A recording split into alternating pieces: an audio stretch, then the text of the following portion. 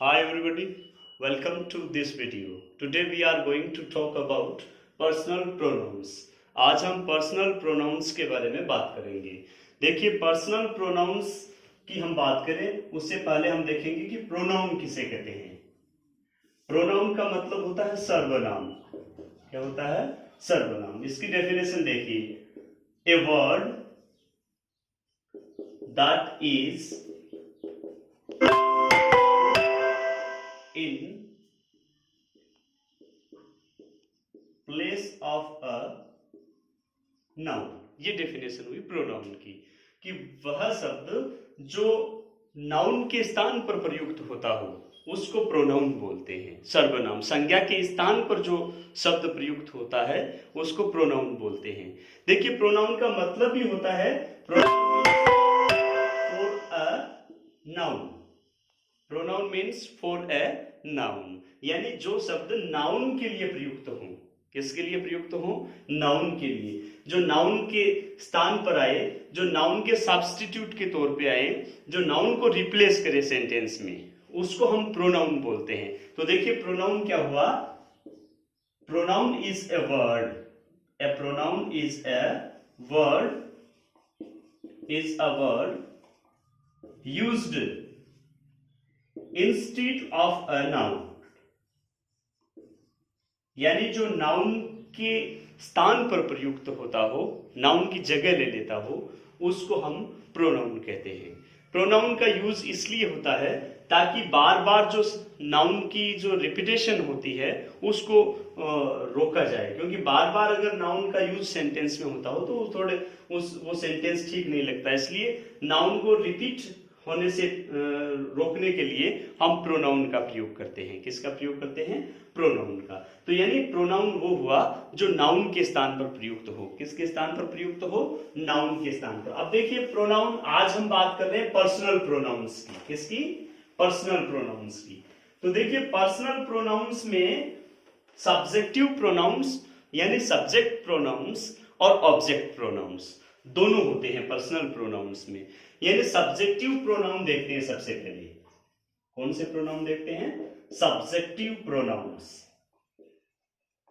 Subjective pronounce का मतलब वे pronounce जो सेंटेंस में सब्जेक्ट का कार्य करे, यानी they act like subject of a verb in a sentence. यानी एक सेंटेंस में वर्ब के सब्जेक्ट के रूप में जो कार्य करते हैं वो सब्जेक्टिव प्रोनाउन कहलाते हैं। यानी सब्जेक्ट के तरह आते हैं जो वाक्य में, उनको हम सब्जेक्टिव प्रोनाउंस बोलते हैं।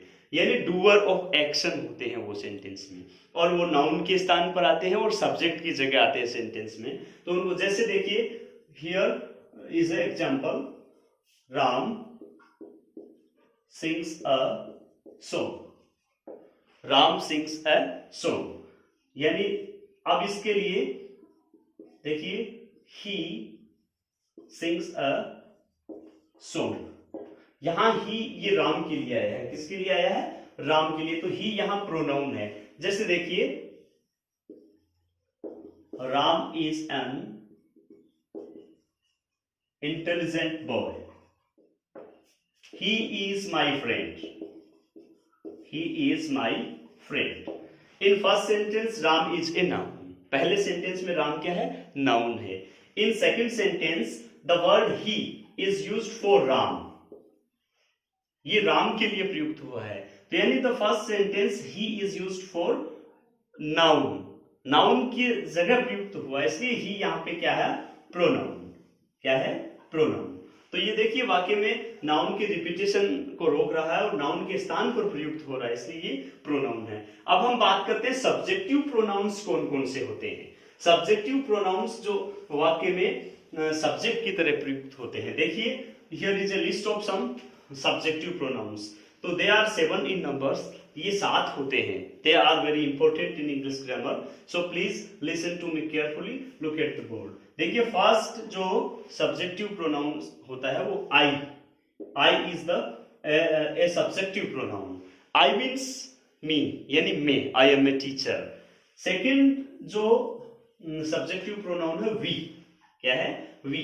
We means other people and me, यानी अन्य लोग और आई। ये मिलकर के वी, जैसे देखिए you play cricket,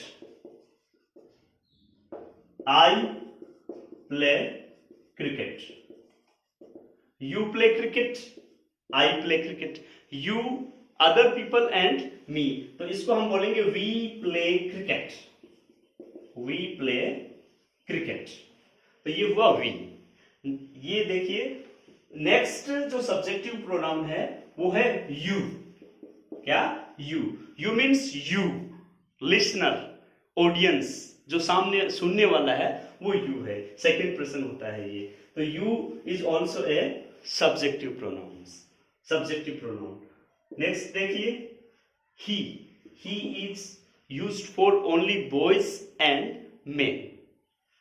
she is used only for girls or women, यानी लड़कियों और महिलाओं के लिए जो आता है वो she. it, next subjective pronoun is it.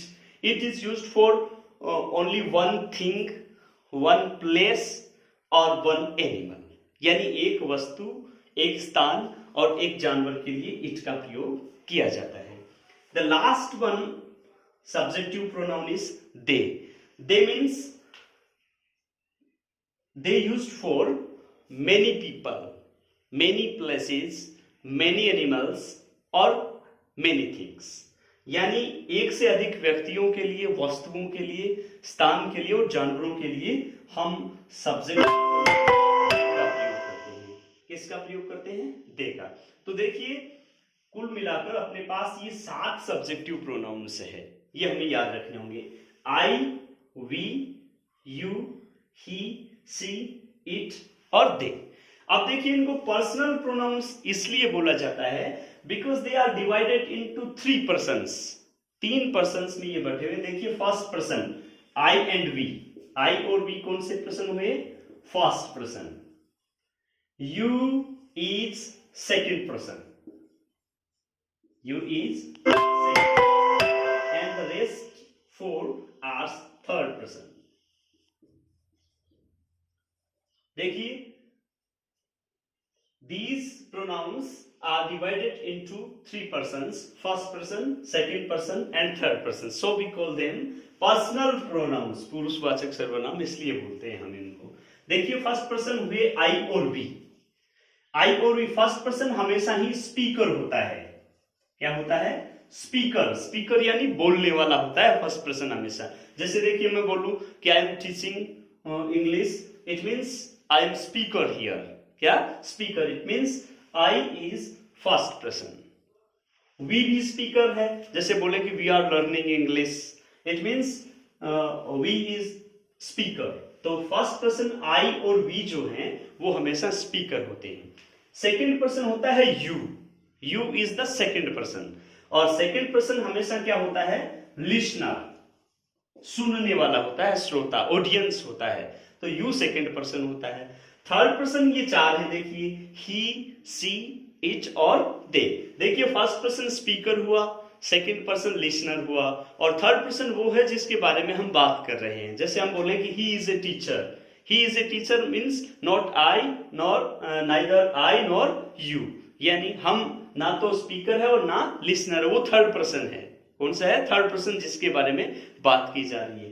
तो देखिए स्टूडेंट्स, फर्स्ट पर्सन हुए आई और वी, सेकंड पर्सन यू, और थर्ड पर्सन अपने पास हुए ही, सी, इट और दे। ये इनके सब्जेक्टिव प्रोनाउंस हैं। क्या है? Subjective pronouns. अब देखिए इनके ऑब्जेक्टिव प्रोनाउंस क्या होते हैं। ऑब्जेक्ट प्रोनाउंस देखिए आप, ये तो है सब्जेक्ट प्रोनाउंस फर्स्ट पर्सन के, सेकंड पर्सन के और थर्ड पर्सन के। अब देखिए ऑब्जेक्ट प्रोनाउन। क्या? Object pronouns. तो ऑब्जेक्ट प्रोनाउंस देखिए आई का होता है मी। क्या होता है आई का? मी। और वी का होता है अस। यू का यू ही रहता है। बोथ सब्जेक्टिव और objective pronouns are same in the case of you. You subjective, जैसे मैं बोलूं कि you are an intelligent boy, तो यहां यू है, सब्जेक्टिव फॉर्म्स में है। या जैसे मैं बोलूं कि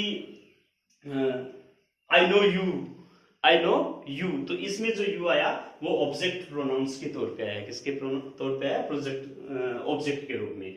देखिए थर्ड पर्सन जो ही सी इट के ऑब्जेक्टिव प्रोनाउंस क्या होते हैं? ही का होता है हिम, ही का क्या होता है? हिम। सी का हर, इट का भी इट ही रहता है यू की तरह, और दे का हो जाता है देम। तो देखिए स्टूडेंट्स, ये जो लिस्ट है ये आपको सब्जेक्टिव प्रोनाउंस की लिस्ट है, यानी वे प्रोनाउंस जो सब्जेक्ट के तौर पे प्रयुक्त होते हैं। और इधर जो पर्सनल प्रोनाउंस हैं ये ऑब्जेक्ट प्रोनाउंस हैं। क्या है? Object pronounce. आई का मी, वी का अस, यू का यू, ही का हिम, सी का हर, इट का इट और दे का देम। तो ये थे personal pronouns. Personal pronouns first person I और we, second you, third person he, she, it और दे। इनकी ये सब्जेक्टिव प्रोनाउंस और ऑब्जेक्ट प्रोनाउंस थे। तो thank you very much for watching this video. I hope your English will get better. Thank you very much.